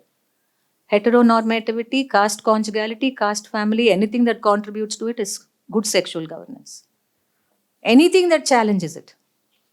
Whether women wanting to enter a temple, fertile women are not meant to enter. See, Sabrimala is very specific, na? It's not, only fertile women can't enter. Non-fertile, pre-fertile women can enter. So fertility is both a virtue, fertility is also a crime. This is an impossible situation in which Indian women had to live, na? What you're valued for is also what damns you. What you're valued for is what stigmatizes you. So what is the choice in this universe? So you better pick your your battles, and you will say, look, I'm not going to fight the Sabrimala battle. I'll just say, yes, yeah, it's okay. Bas, you are idiots. Why are you fighting this battle? This suits me. It's as simple as that, or as complex as that. We do defend the status quo because there's a lot to be lost by not defending it. And if we are prepared to lose it, we must have a politics that will help us understand this loss, measure it, put it away, find other ways of making ourselves happy. Ma'am, when Ambedkar made a decision to convert, he had a number of gatherings. Most of them were community-specific gatherings, and in one of the gatherings in Yavla, he urged the Dalit women to dress in a particular manner and give away the ornaments that are markers of their identity, right?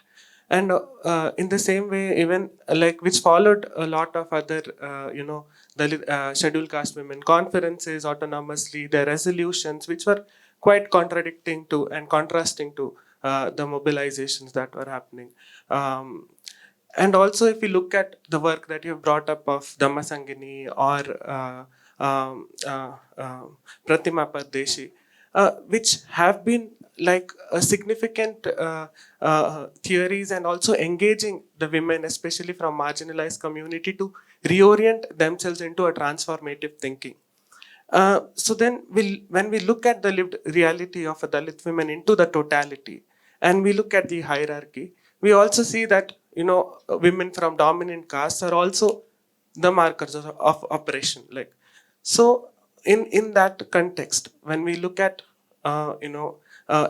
more specifically Ambedkar's speech in What Path to Salvation, where he emphasizes the agency of transformation from the other to rather the self. So what is there then the significance of this shared dialogue? And how does these women who have these limited resources and agencies can share that onus of reorienting that dialogue? Thank you. That's a very important question. And here again, I would like to point to what I always have felt is the immense critical generosity of anti-caste movements. That it still relies on dialogue. Ambedkar is a great believer in persuasion through rational argument. That you argue, that you learn how to argue. I mean, all those speeches to students in the last years of his life, how do you argue democratically? How do you prepare yourself to speak to an opponent? How do you engage with an adversary? These are not simply about method, no? They are also equally about ethics. How do you become civil? What is civility in such an uncivil social order? So I think that the importance of keeping that norm in focus was tremendously important for all anti-caste thinkers, because that is exactly the obverse of what exists in the caste order, right? But nobody was fooled that this dialogue would be easy or this dialogue would be listened to. That's also very important. We all know at Mahad itself there was tension between the non-Brahmins and the Dalits. So it is not that people were not unaware of that tensions that attend this possible conversation. And amongst women also, I think what we find is that the tension is there is anger, but dialogue has also existed throughout. And that dialogue has been initiated from all sides, at least in the case of Indian feminisms to a certain extent. And part of the reason why I want to do this project is to also indicate where dialogue has been possible, where it has not been possible. And I think where it has not been possible is important to take note of. So, because when What Path to Salvation is addressing Dalits, but AOC is addressed to caste Hindu. So we read the text together, no? Buddha and his Dhamma is addressed to all of us. It's not just to whoever wants to convert. Buddha is a civilizational option for everybody. So it is in that sense, there is that shared utopian normativity that he keeps invoking and inviting people into a dialogue. But also he's very clear that who has the greatest stake in actually carrying some of this stuff forward. So who has the greatest stake in a new morality? The Dalits have a stake in new morality. But this new morality is not simply a Dalit morality. It is always and already a universal morality. So that is also something he's very clear from his earliest days. So he always says it's not for the sake of the Dalits, but for your humanity also. Na? What is your Manuski all about? If you can get angry because somebody eats something with a bit of extra ghee, what kind of a human being are you? So when he says that untouchability is a caste Hindu problem, he's telling the caste Hindus, take a look. Is this a nice picture? So I think that movement is always there, but it is a immensely generous risk-taking, I would say. But it's a risk-taking that you see in all these amazing movements. You see that in Martin Luther King. You even see that in Malcolm X. Even though he's angrier and he is far more ferocious in his thought. But ultimately there is that fraternity that Dalits and others have the greatest stake in building. So that moment can never be lost sight of. But within that, there are so many specific domains in which one has to speak and one has to make oneself heard.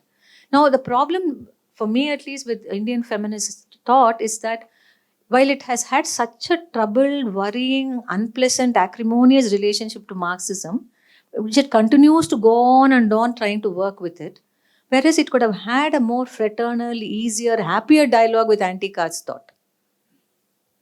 It didn't have that conversation. And why didn't it have? Why go after a violent husband? No, seriously, it is that, no. I mean, what is the subtext of Engels Revisited? What is the subtext? You remember? What is the subtitle? Unhappy marriage of Marxism and feminism. I mean, I'm not making this up. That is the subtitle of that text. Unhappy marriage. Why go after an unhappy marriage? Feminists are also saying this. Abandon the marriage. Find a home where you'll be listened to. I mean, we all know Pandita Ramabai was defended by whom? Who defended Pandita Ramabai? It was not secularists. It was not social reformers. It was Phule. I mean, let's also think about this seriously. And who worried about Brahmin widows in the Hindu Code Bill debates? Somebody who comes from a community where widowhood is not an issue. Ambedkar's whole presentation on widowhood is one of the deeply moving things in the Hindu Code Bill debates. And he also says more than 90% of India tolerates widow remarriages. Only you don't. He says that, nah. This is a default setting for most of us. That and diverse. So I think it is that spirit also, nah. Why aren't we making that move? Because we are not making that move because we refuse to grant anti-caste thought the status of knowledge. We think it is identitarian, it is a whimper, it is a cry, it is not knowledge.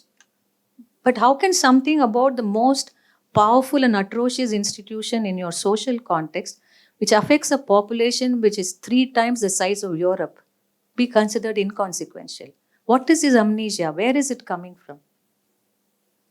So I would say that it's incredible critical generosity, incredible myopia not to engage with it. And I think a new generation of feminists is pushing those questions further and further. And I think things have also changed quite considerably in the way people have come to engage with these traditions. And people like Gail are important because they pointed this out very early.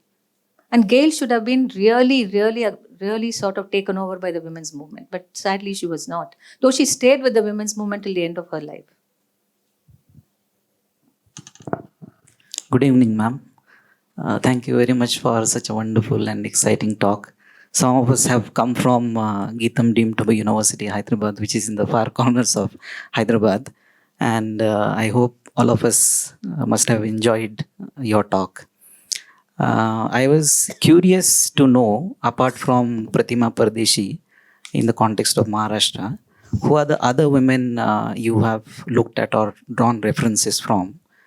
Because there's this, huge lineage within the New Buddhist movement in Maharashtra, where you will see Ambedkarite sort of women making this point, placing across, and making an impact as far as the feminist question is concerned.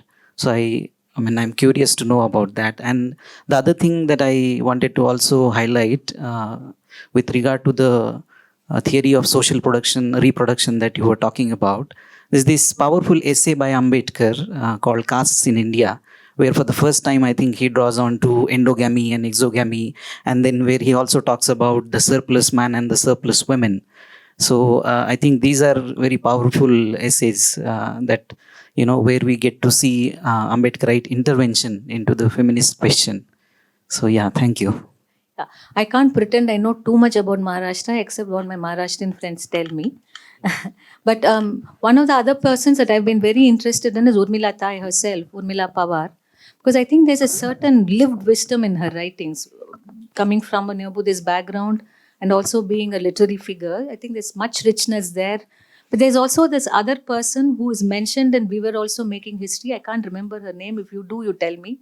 That Bhikkhuni who went around talking about Buddhism in the early days. I forget her name, but she's a fascinating figure. She converted in Dikshabhumi and at that time in the 50s. And then she spent a lot of her life. There's a reference to her in these texts. So I've always wondered what was she doing? What was she talking to people about? Which is why I said this has to be a collaborative project.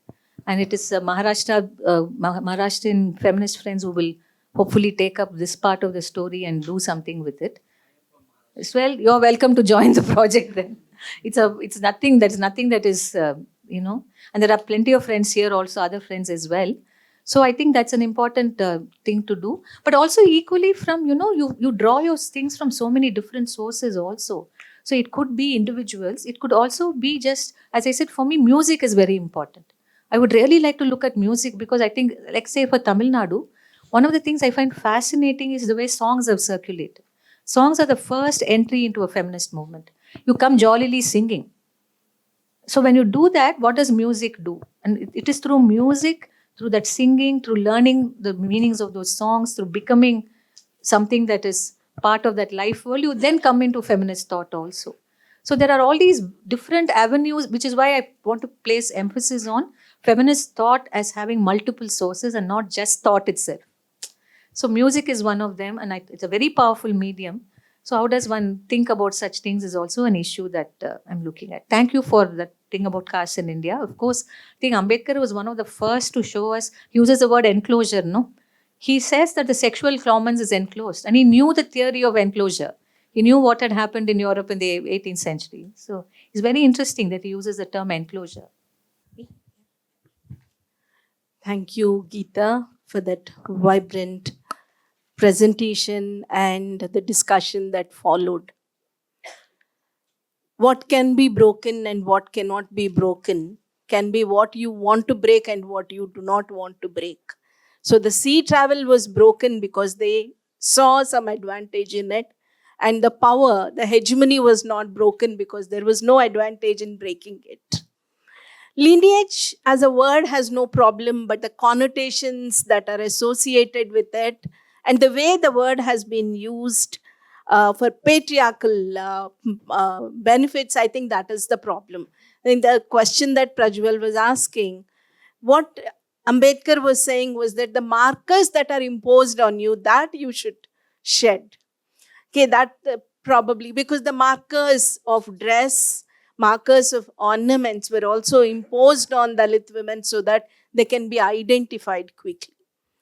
And Geetha's presentation reminded me of Alice Walker and her concept of In Search of Mother's Garden, like how we all have to remember, how we all have to write women's histories or women in histories or our own histories probably. Yeah, difference as uniqueness. Difference makes a difference. When Geetha was referring to Muddupalani, I was reminded of the controversy built around Muddupalani, how she was repeatedly labeled because she was a Devdasi. Because she was quote unquote a prostitute, she could write like that. Her sexuality was not a problem because it was commodified, but her writing about her sexuality was a problem. And that also took me to Muthulakshmi Reddy, who argued in the assembly as a people's representative when she was told, when men Her colleagues said Devdasi system should not be abolished because it's a sacred system. She said, if it is that sacred, why don't you ask your women to become Devdasis? For me, this is a very provocative statement because she was talking about her women. She was fighting against this social evil. But still, she could not tell that man, why don't you become a Devdasi? But she could only say, why don't you ask your women to become Devdasis? So how do you even separate caste and gender? They're so closely interlinked.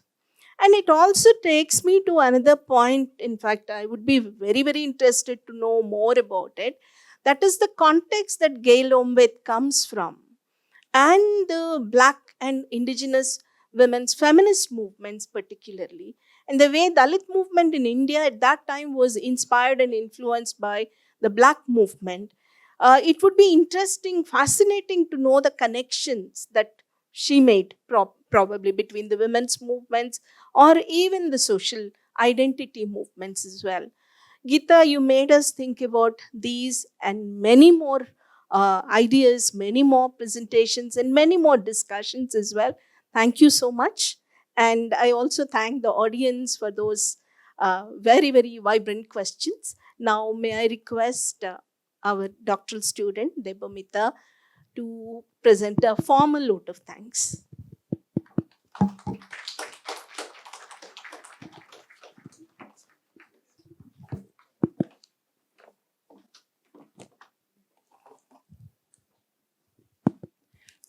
Thank you so much, ma'am. On behalf of the Center for Women's Studies, University of Hyderabad, I am proposing the formal vote of thanks. I take this opportunity to extend my sincere gratitude to Ms. V. Geetha for an insightful lecture, tracing the contested terrains of Indian feminist thought. As ma'am, you rightly pointed out, Sara Ahmed also says something very similar to what you said, that when we retrace our feminist histories, we are also going back and making new feminist knowledge. So I think that is what you attempted to do today. And as we complete the 9th lecture of the Golden Jubilee Distinguished Lecture Series today, I take this opportunity to thank the Dean of School of Social Sciences, Professor Jyotirmaya Sharma, for conceptualizing the series and encouraging the departments and centers to participate in this endeavor. This lecture series has been supported by the Institute of Eminence, and CWS and SSS is grateful for such constant support. I also thank our center head for inviting the speaker, introducing and chairing the session. This lecture series would not be possible without the constant support of our administrative staff at the school. Therefore, I extend my gratitude to the Office of the Dean, School of Social Sciences, the Office of CWS, and the staff at CV Raman Auditorium for their logistical support and their presence. Finally, I thank all the students, scholars, and faculty and staff present here as audience for your participation and engagement. Thank you all, and have a very good evening ahead. Thank you.